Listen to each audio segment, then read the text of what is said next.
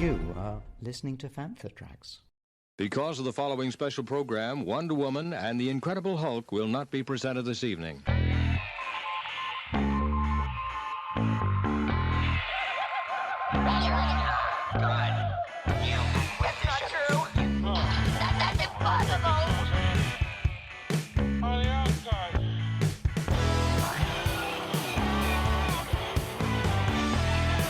It's time to get all your Star Wars news in a single file. This is Making Tracks. Here are your hosts, Mark Newbold and Mark Mulcaster.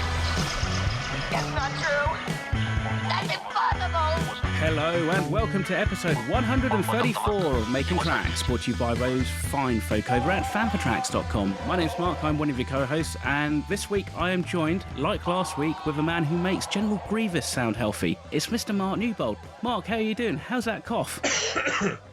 It's still there. I feel fine. I feel good. I've been busy doing stuff around the house all weekend, but yeah, this cough doesn't want to go. It will not leave. It's like the unwanted house guest. It is very much like the unwanted house guest, yes. So how's things with you, dude, in terms of like your week and things in Star Wars? Has it been busy on the site? Yeah, so it's been busy, ticking over nicely. Fairly quiet in my personal Star Wars world. The big thing I've done is I've been working upstairs, moving stuff around in the collection room. So that's been keeping me busy. I've moved loads. So that's been done. So it's a big project. And the spare room is just going to be boxes. But, you know, once it's done, it's done. A couple of bookcases to build. Yeah, a lot of effort, but worth it, I think. How about you? I did very little in terms of Star Wars stuff. Admittedly, I have got, it's a good 2 inches worth of Star Wars comics that I need to start working my way through, which I did start. I think I read about 8 or something in one day just because, it was sunny. I'll sit outside and bash through a few comics and that. So I'm slowly catching up. But obviously, before we get into the news, have you had any new acquisitions or have you rediscovered stuff that you didn't realise you had? Not so much that, because I didn't realise quite how many duplicates I've got. It's taking up way too much room in that spare room, and I need the space. Going through the top room has been really interesting. I've been sorting posters out, pulling things out of the way to put new things in, things like that. So that's been all good, but nothing new has come through this week, apart from I got the latest 4 Essential Legends collection books. But other than that, no, not an awful lot. How about yourself? I've got stuff coming, or I should say it's now sat in the post office depot waiting to be collected, because annoyingly, when I tend to go to the gym, it's when like Royal Mail tends to drop off their stuff. And unlike all the other couriers in the land who seem to be quite happy to dump stuff at my front door and just scarper, Royal Mail is still consistently sticking a little red card through my letterbox to say, go and collect it. Hi, this is Guy Henry, and you're listening to Fantha Tracks. Enjoy. This must have come, or maybe it didn't come as a shock to Disney, but it came as a shock, I think, to a lot of the readers. So Florida lawmakers have voted to strip Disney World of its special self-governing status, which basically means they've got to pay millions of extra dollars in taxes. This comes hot on the heels after Disney spoke up against that controversial parental rights in education bill, which is better known as the Don't Say Gay law. So basically, Disney, because of their employees obviously wanting to stand against that law, Disney then stood behind their employees and said that they were against this law in Florida, which makes all the sense because obviously Disney's got massive holdings down there, a lot of staff down there, a lot of staff moving down there. It really is their sort of centre of their business and action and the things they're doing the most, because they have this tremendous area of land that they can expand. And in answer to that, Florida Governor Ron DeSantis has basically signed a bill which has done away with their tax exemption or tax benefits that they had and have had since the late 60s, and something known as the Reedy Creek Improvement District, which is now what we know as Disney World. So huge repercussions, and it basically means that by the 1st of June next year, 2023, that special district that Disney has enjoyed and had, and believe it or not, like Mr. Burns, able to build a nuclear power plant on if they want to, all of that has gone. So what do you make of that? Like you said, it could have really big ramifications. on future Disney developments down in Florida. I think the big thing that both me and you spoke about last week when this news dropped was this is something that we were totally unaware of. Like you said, they can build their own power plant, airport, and I think they have their own fire department and stuff like that. It's almost like a little state within Florida. You know, this plays very well into Governor Ron DeSantis' base. You know, he's GOP and kind of right standing. And so this is probably something that will resonate potentially with some of his fan base. As we know from, or just about every election in the 20th century, Florida plays a huge part. It's a huge swing state, and you know normally whoever wins Florida will win the US presidency. So it's obviously a kind of a vital thing from that perspective.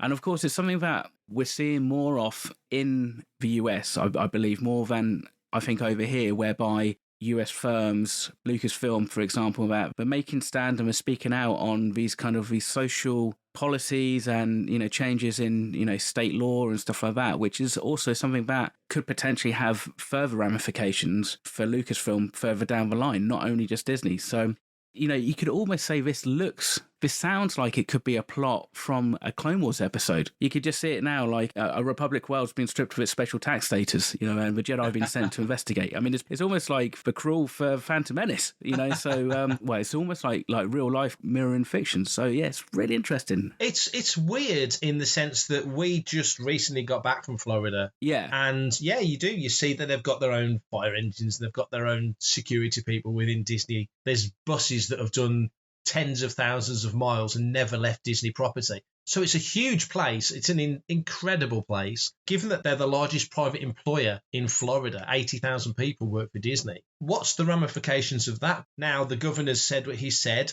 plans to make this action happen. Disney are now losing this privileged situation that they got, because back in the 60s, it was, please develop this area. Please make something of this land. We'll give you the most incredible tax breaks you could ever dream of if you develop this land. You step forward to 2022 and there's Universal literally just down the road. Well, they presumably don't get anything like those kind of tax breaks or that kind of latitude to do with their land that Disney can do with theirs, to the point that Disney, from what I've gathered from this article, Disney didn't need planning permission to build, let's say, Galaxy's Edge. But after June next year, Disney will have to run everything through planning permission. And will that become a problem? Could Universal oppose it? Will locals oppose it? Does it become politicized? Of course it does. These things are not issues that Disney have really had to deal with up until now. It's certainly not in Florida. The ramifications of that obviously is, you know, a loss in earnings, or at least, you know, a certain amount more payable in, you know, tax. The whole slowdown in potentially being able to develop new lands, or, you know, just expansions to existing lands, that could be the thing that really does hamper Disney. It's not like these lands and expansions kind of pop up overnight. They take a long time to plan and to develop. And so if suddenly, you know, you've now got to go through all the red tape that, I mean, everybody else does, then that's obviously going to kind of affect their timelines. Like you said, from Universal's perspective, that creates a more level playing field. So potentially, whilst we might see this as a negative thing, it might also be a positive thing, because it might mean that Disney now has to work a little bit harder to develop things and be a little bit more savvy with how they do develop things. When we went last in, 2017 as a family to 2022, okay, it's 5 years, but the parking had gone up an awful lot, and just the general cost of living has gone up. It's not as cheap to go to Florida as it was, coming from the UK anyway. Presumably to a similar degree for people who live there, you know, annual pass holders and so on and so forth. As things move forward, costs escalate. And now with these taxes, Disney's got to find that money from somewhere. They've had a lot of criticism because they've changed certain practical things within the park. Lightning passes have changed. They brought Genie in, which is more money for people to pay if they want to not queue for all the rides. It's a business. It's another expense that they've now got to absorb somehow. Will that make them reticent?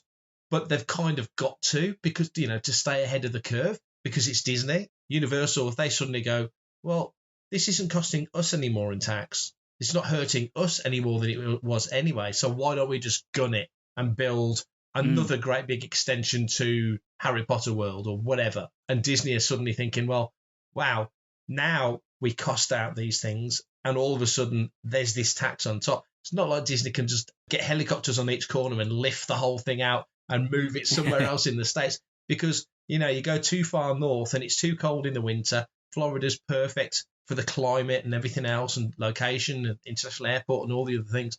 They've kind of got them by the short and curlies, haven't they? I mean, I suppose potentially what it could mean is, could they reduce the expansion and development of Disney World and look to develop Shanghai or Paris rather than Disney Florida? Or do they even look for maybe another site in another state in the US that they could maybe build another Disney World or something, which obviously would be huge and massive and would be a massive blow for Florida. But at the same time, you know, I suppose Disney is a business. They need to make money. They need to keep their shareholders happy. I think we'll see over the next year or so how this will affect Disney and obviously Florida. There's going to be a lot of hemming and hawing and toing and froing, because this will no doubt have massive ramifications for the whole of the area. It's mostly Osceola County, I think, from what I can tell. 80,000 people, that's a huge amount of people to employ for one company in that state. A lot more of this story to run, I would imagine. I'm Brian Herring, BB-8 puppeteer, and you're listening to Fantha Tracks. That'll learn you. So as the day nears 27th of May, 2 episodes of Obi-Wan Kenobi landing on Disney+. The world's going to go nuts when this show lands, just because we've been so keenly waiting for it. News and images are starting to seep out, and one of them that was found by the All Things Kenobi site was a banner showing Obi-Wan and Vader. Very Revenge of the Sith looking artwork, I've got to say, with the two of them clashing in the middle. What did you make of this? It's very evocative. It's classic Star Wars sort of banner art, isn't it? No missing what this is about. No, exactly. I think if anybody is kind of under any misconceptions that Darth Vader is only going to play a small part in the series, I think this banner pretty much dispels that. You're right, it does very much evoke Revenge of the Sith and also Revenge/Return of the Jedi artwork with the kind of like the silhouettes of the lightsabers. It's just a cool image, and it's just great to see that they put this kind of level of detail into the artwork. I mean, the one thing that I'm really curious about is because obviously we had that epic lightsaber duel between Anakin and Obi-Wan in Revenge of the Sith, and obviously then we kind of jump to the one that we see in A New Hope, and the two are different in terms of style and length and style, partly because of the time when they filmed A New Hope, but also because of his age, he wasn't able to obviously be quite so spry and acrobatic. So I'm really interested to see if they try and find a middle sweet spot and make any lightsaber fight, assuming we do actually get one, you know, what side are they going to be kind of like leaning towards, and how are they going to use this maybe as a transitional point between the two lightsaber fights? You know, I've thought about this over the years, and I do wonder, Ben in A New Hope is quite judicious with the words that he uses. He chooses his words very well. Yeah. Uses that get out of jail card, you know, the whole certain point of view thing in Jedi, which when Luke's kind of understandably hurt that he's not been told the complete truth from the off, especially in terms of Luke. Not so much Leia, because Leia's already on the galactic stage at the time of A New Hope as a senator, but Luke isn't. Yeah. And this is the Force Awakening for Luke, bringing Luke onto the playing field, if you like. And it's quite a clever, cautious, I think, quite well thought out process. I think Obi-Wan in the Obi-Wan TV series could very well hand Vader his arse on a plate, because I don't think Ben is as feeble as we may think, even though he's been reasonably inactive, as you would imagine. And we're going to learn about how inactive he's been, because there's Inquisitors out there, the Emperor and Vader want them hunted down. So clearly it's an overspill of Order 66 is still continuing in sort of 10 years on. I just have an inkling that Obi-Wan isn't as weak as he once was. I think by A New Hope, yeah, you're right. Obviously, Alec Guinness was physically overwhelmed by Dave Prowse. I mean, in real life, you know, when you see them training, it's quite. Exactly. It would have been quite intimidating for Alec as an actor, just doing his best in the role when he's got this 6'8" bodybuilder just battering him with a stick. It would be like me versus Tyson Fury. And nobody wants to see that. You know, there's the real world aspect, and the fact that the saber fights, as you say in A New Hope, you know, we never thought anything of that. You know, those saber fights in Star Wars Empire and Jedi. It wasn't until you saw Phantom Menace where it just stepped up tremendously, and you suddenly thought, wow, they're like fencing.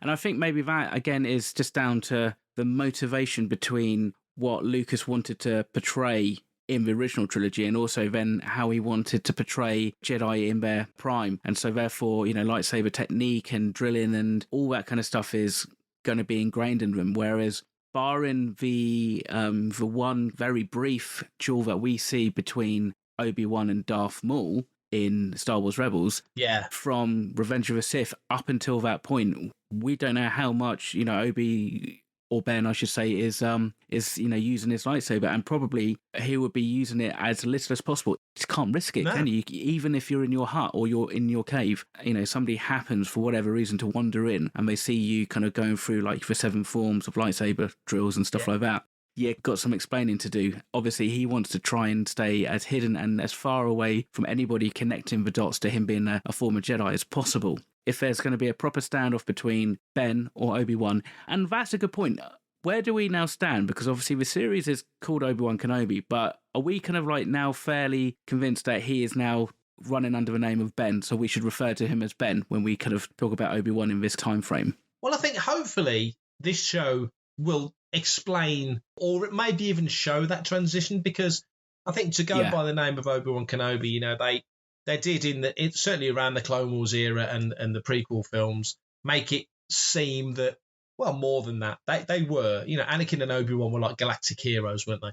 So the name Obi-Wan Kenobi, you would imagine, would be known in certainly, maybe not in the general populace, but in certain quarters, people would go, oh, Obi-Wan Kenobi, we remember Master Kenobi, he came to our planet, he negotiated a peace treaty, whatever it might be. Lucas said this years ago, didn't he, when people say, why didn't they change Luke's name from Skywalker? And Lucas was like, yeah, because Skywalker in the Star Wars galaxy is like being called Smith. That was his excuse, wasn't it? So maybe Kenobi's a more common name than you would think, like calling a droid R2-D2. Really, if you looked at R2-D2's serial number, it's probably 30 digits and numbers. But he's just abbreviated to R2-D2, isn't he? You make a good point about not wanting to, ignite the blade too much. You don't want to draw attention to yourself. But you go right back to A New Hope. That whole crazy old Ben, that crazy old hermit living out in the Dune Sea. That story, that persona, if you like, has got to be cultivated. So I really hope that's something that we start to see of in this, because they've built up. I mean, there's a bit of blurb with it. I'll read the blurb. Obi-Wan Kenobi begins 10 years after the dramatic events of Revenge of the Sith, where Obi-Wan Kenobi faced his greatest defeat, the downfall and corruption of his best friend and Jedi apprentice Anakin Skywalker, who turned to the dark side as evil Sith Lord Darth Vader.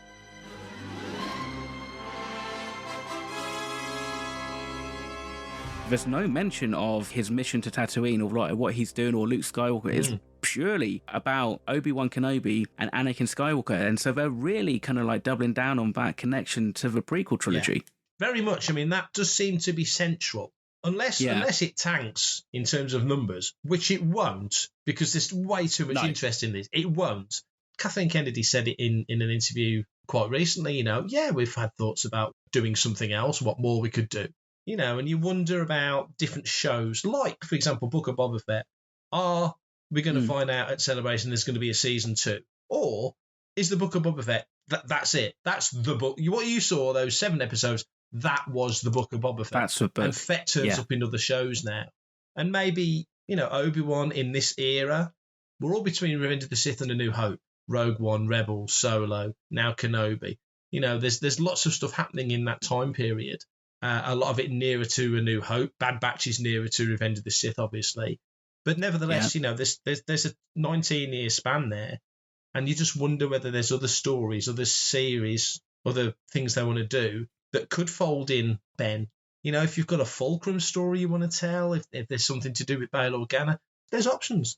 Where can we pick up subsequent series? Because that's the thing, they've got to be relatively careful, I think, with how much they utilise some of these legacy or classic era characters, just down to the fact that at the moment it feels like with Andor as well, being in that kind of that time frame as well, you could end up having a rather one-sided timeline a little bit. Luckily with Disney Plus and The Mandalorian, hopefully that's going to balance out everything happening beyond Return of the Jedi. And maybe it's a savvy thing from Lucasfilm to kind of go, right, well, we're kind of almost trying to serve the OT era fans by keeping everything very nostalgic and in that time period where the Empire and its stormtroopers and it's all very iconic. And then, for even newer fans or more progressive fans, then you've got The Mandalorian and you've got that kind of like massive time gap between Return of Jedi and Force Awakens that they can populate. So it will be interesting to see how they kind of balance the two, because, again, if you focus too heavily on one section, then you kind of neglect the other. And all this says to me is that I think we're going to get something where we can talk and talk and talk for like weeks and weeks and weeks about these episodes, and not necessarily the episodes, but maybe the ramifications and the might be's and the what ifs because of the Obi-Wan Kenobi series, which for me is what's really exciting me at this point in time. Hello, this is Sam Whitwer, and you are listening to Fantha Tracks. We finally have a composer for Obi-Wan Kenobi, Natalie Holt. Marvel viewers will know her as the composer for Loki.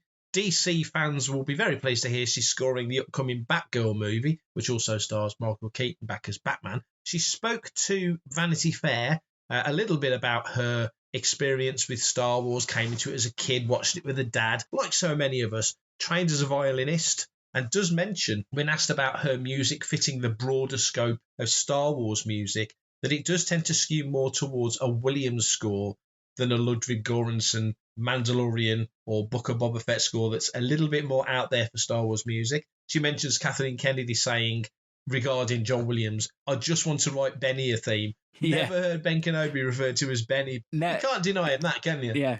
At his age, and I think, if anybody is allowed to give Obi-Wan Kenobi a nickname, I think John Williams can call him whatever he wants to, as far as I'm concerned. But no, this is exciting, and the cool thing is she's British. That's always good to see more Brits and that actually taking on these roles in production and not only on the screen, so that's fantastic. She goes on to say the music of John Williams basically narrated her childhood, E.T., Raiders of Lost Ark, Jurassic Park. And I think both me and you can kind of really relate to that, because I think we're in a very similar kind of camp. The themes that John Williams wrote for those films and others really do kind of shape, I think, our idea anyway of what a film score should be, and especially a Star Wars score. Yeah, you're absolutely right. I mean, when you think of film music, your head always goes to John Williams, but Williams is the benchmark. And when she talks about his theme for Obi-Wan, she refers to it, it's reflective, it's entirely appropriate. There's elements of hope in it, but it's wistful. Especially in A New Hope, there's that sort of that lone French horn feel, which just feels so, like I say, desolate and out there in the back of beyond, which is the Dune Sea where he lives. The way she describes it feels very appropriate. But she does say that for her, the tentpole is Williams' original Star Wars score, whereas The Mandalorian, which completely feels like a Star Wars score. One thing that struck me about The Mandalorian, for example, was when I first heard it, I thought it's got that Rocky feel to it. And then I didn't learn until after that Ludwig Göransson had scored Creed, which was the Rocky sequel, essentially. And so there was all that great logical, oh, well, that makes all the sense in the world now. And so that works brilliantly for Mandalorian, because he is a bit of a puncher, and it kind of, that Rocky vibe works for the Mandalorian as a character. So I'm all on board with that. But this, as she says, feels like, we're going back to a much more classical Star Wars feel, which makes me wonder how Andor's going to be scored. That feels like it's got to go bumper to bumper with the film, which is twinned with A New Hope now, isn't it? That's a good shout, actually. I almost wonder if potentially, we're going to have Kenobi and Andor, because of, again, like you said, where they're placed in the timeline. I think if you were to stick a left of centre Ludwig kind of Mando vibe soundtrack to those series, I mean, it might work. It might stick out like a sore thumb. I suppose it all comes down to how it played out and stuff like that, especially with Obi-Wan Kenobi, when really, if you think of Obi-Wan Kenobi, you basically think of a Force theme. I would imagine will kind of feature quite heavily in his theme anyway. It'd be nice to expand on that and maybe take it somewhere slightly different. These light motifs, these kind of character motifs, I suppose if anything, it needs to kind of refer to the prequel trilogy in respects of the journey that Obi-Wan has taken to his point, but then also allude to his future. So it's going to be very interesting to hear, and I really can't wait. And I hope that they do release Johnny's theme for Benny, as a standalone piece, like they did when he scored something for Hanny for the Solo movie. That's a very good point. Johnny and Benny needs to be a thing, doesn't it? We need vinyl releases for these. Mando season 1 got that beautiful big vinyl release, which is gorgeous. Book of Boba Fett's only been done digitally, but I say only as if that's a bad thing. They're out there. They've not hung around. They've got them out there. Fantastic. They've done it with all the Marvel stuff. So if you want to listen to any of Natalie's stuff, her Loki score is out there to listen to now on all streaming services and such. But hopefully there will be physical format releases. I think a lot of us, maybe some don't, but I do, thirst for the physical format releases because I just want to own the damn thing. It's a bit like the Black Series. It's kind of like it's catering to a certain audiophile, certain collector. And if those people are spending the money and supporting the vinyl productions and stuff like that. In fact, actually, Elixir, my band, we put out a limited edition 500 press vinyl single actually not so long ago, and those have been selling really, really well. We do have a few copies still available, I might add. Hopefully that means that we will see more Star Wars on vinyl as things kind of progress, and I guess maybe it might come down to downloads as well. So maybe they look at the downloads, and if they think there's demand for it, then they do it and they produce it and press it. Maybe we might even get like a Book of Boba Fett gatefold vinyl double album, which would be fantastic if that is the case. For everything in one location, daily news, reviews, interviews, podcasts, video, and social media feeds, bookmark fanthatracks.com for Star Wars news 24/7, 365.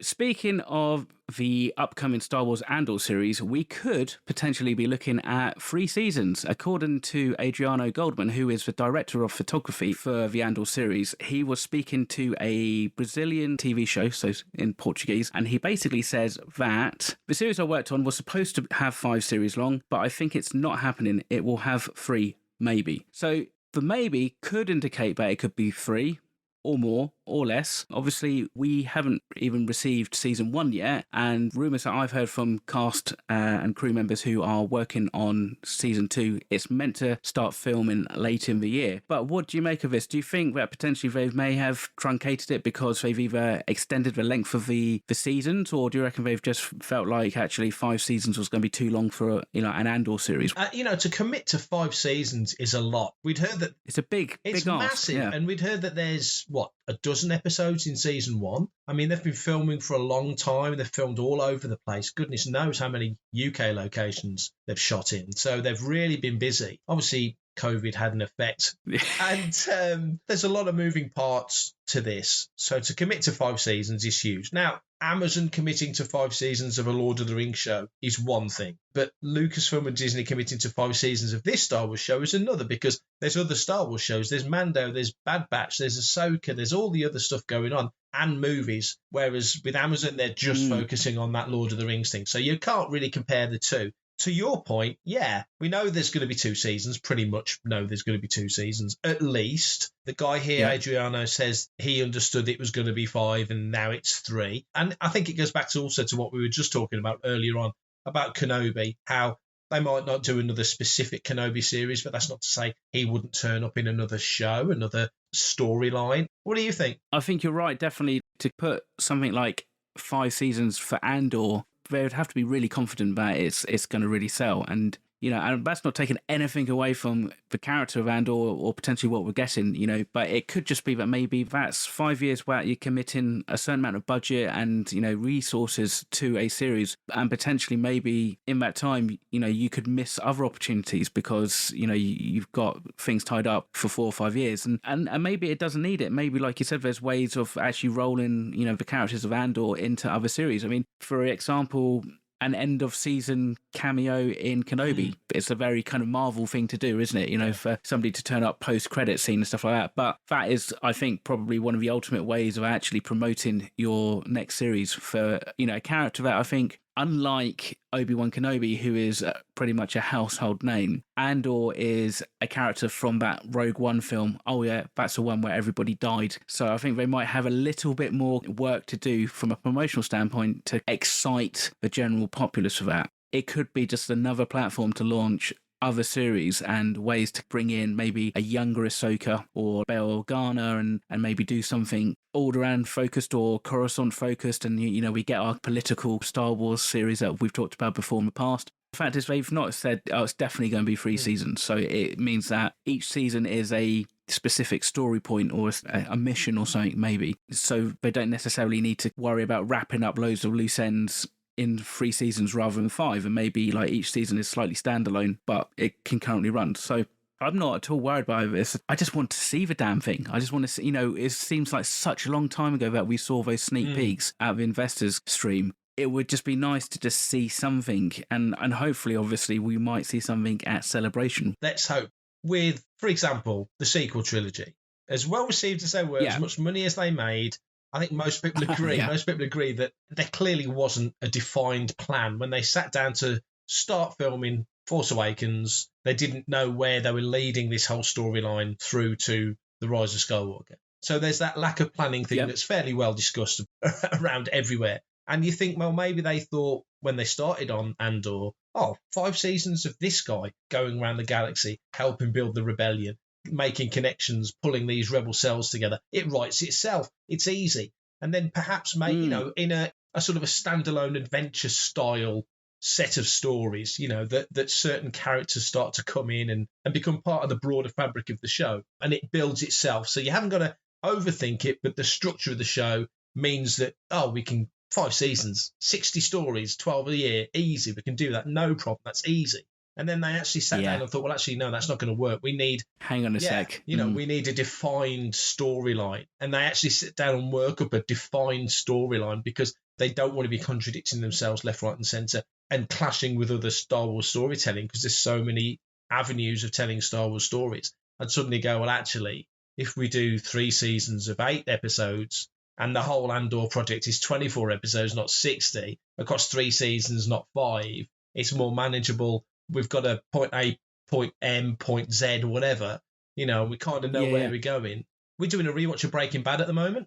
The structure of that show is so clever. It's problem, solution sets up the next problem, and so on. And the structure of the show is dominoes, isn't it, Breaking Bad? It's continual domino effect to the point where they'd got that down so brilliantly, you knew that whatever problem or solution they came up with, that was your plot for the next episode.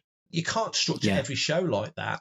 And you wouldn't want to structure a Star Wars show like that. You don't want people second guessing. And I just wonder what their tone is for Andor, what they're aiming for. Are they aiming for the story of the week, or is it very carefully planned and structured? And that's the thing, isn't it? Because I think that opening scene we get Andor in Rogue One is kind of like the tone that we're going to get for the series. But the problem with that is it's quite dark in terms of not talking necessarily about the cinematography. What he does, the ramifications of all that is quite dark. So therefore you think, well, maybe we've got to see a transition. Maybe it's a bit of a tragedy in some respects. We see this bright-eyed, ambitious freedom fighter who wants to save the galaxy and down with the Empire, and then just kind of see how he comes just like an instrument of the rebellion and kind of gets dragged into obviously assassinations or sabotage and insurrection and all that kind of stuff. He's been in this fight since he was 6 years old, hasn't he? Exactly, yeah.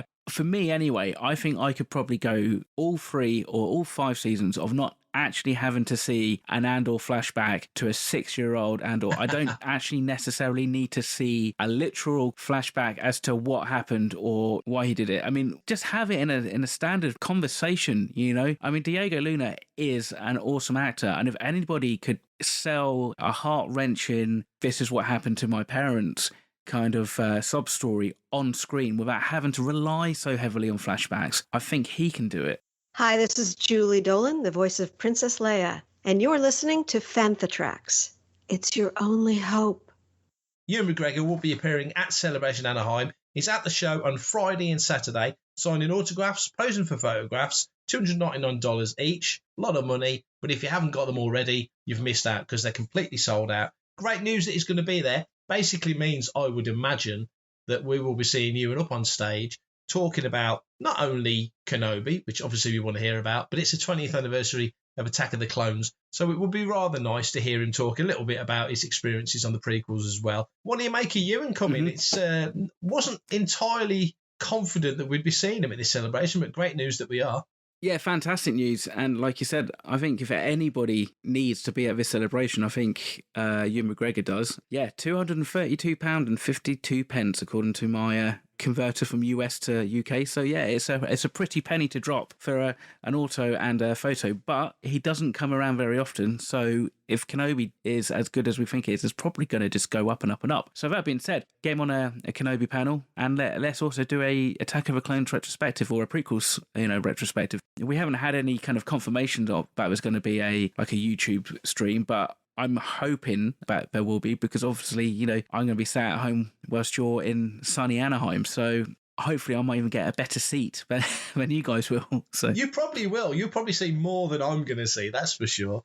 One other thought occurs. We've just had the trailer, or the first trailer, or teaser, for Thor Love and Thunder, which sees the return of Natalie Portman, looking freaking awesome, by the way, gotta say. Oh my goodness. And so you've got her back, you got Ewan and Hayden back in their signature roles. Wouldn't it be fantastic, given they're all part of the Disney family now, Marvel doing Thor and obviously Lucasfilm doing Star Wars? Wouldn't it be great if we did have that prequel panel? George comes out and Ewan and Hayden come out and Natalie comes out and Rick McCullum comes out, and we finally get that big, all the people we want there all together. We had Hayden at Celebration 2, if I remember, and I think he was at 3. But to have them all together, be incredible, wouldn't it? It would be almost like that Force Awakens panel from San Diego in Hall H, when everybody came out. Yeah, I mean, and there's probably no reason why she can do that. I mean, obviously it's always going to be down to scheduling and stuff like that. But yeah, the fact that she's back in the Marvel kind of universe, hopefully, maybe that will just have a little bit of sway, and maybe she should be up for it, because that would be fantastic.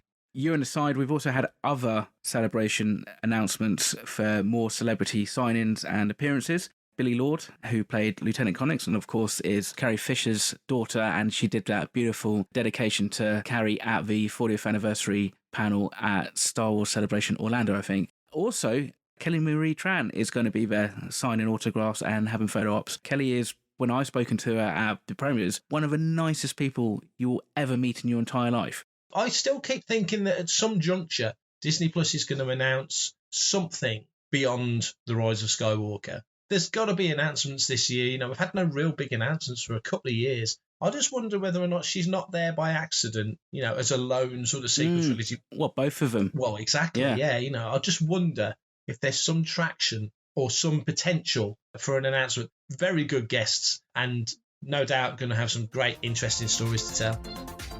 Okay, so let's leave the Celebration news right there, and hopefully with Celebration just around the corner, we will have more news next week and more announcements. But Mark, can you point the listeners in the direction of how they can get in touch if they want to send one in? I certainly can. If you want to be a part of the action and stay updated on all the latest Star Wars news, visit fanthatracks.com or check out the free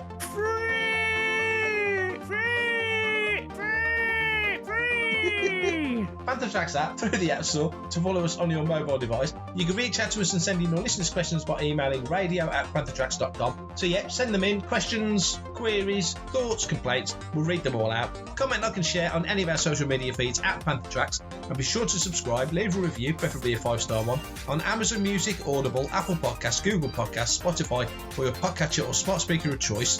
And as always, thanks to James Semple for composing the Panther Tracks intro, Adam O'Brien for our Making Tracks Hope music, and Mark Daniel and Vanessa Marshall for our voiceovers. Remember, tune in to our Panther Tracks new show, Good Morning Tatooine. It's live Sunday evenings, 9 o'clock UK, 4 p.m. Eastern, 1 p.m. Pacific on Facebook and YouTube. On Friday night, 7 o'clock, tune in to Panther Tracks Radio for episodes of Desert Planet Discs, Cannon Fodder, Planet Leia, Panther Down Under, and Start Your Engines. And that's me done before my voice gives out. Brilliant. Thanks, mate. Thank you very much. I will catch up with you, no doubt, during the week, and we will have a good old chinwag about more Star Wars stuff next week. So, to everybody else, thank you very much for listening. It's always appreciated. And send those comments in and questions. We love hearing from you. But of course, as always, stay safe, take care, and may the Force be with you. Coming up next on Panther Tracks Radio, it's Planet Leia.